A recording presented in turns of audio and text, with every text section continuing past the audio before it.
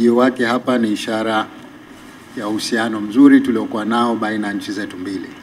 Ziara hii itazidi kuimarisha ushirikiano tuliokuwa nao wa kidugu baina ya nchi zetu mbili.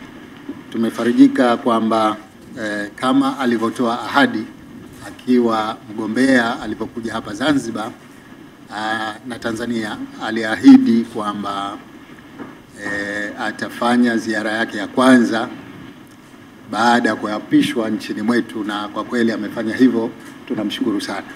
Nichukue fursa hii kutoa pongezi nyingi kwa chama cha Frelimo kwa ushindi kilichoupata katika uchaguzi mkuu uliopita, na sisi tumefarijika sana kutokana na uhusiano wetu mzuri baina ya vyama vyetu, chama tawala hapa Tanzania CCM na chama cha Frelimo.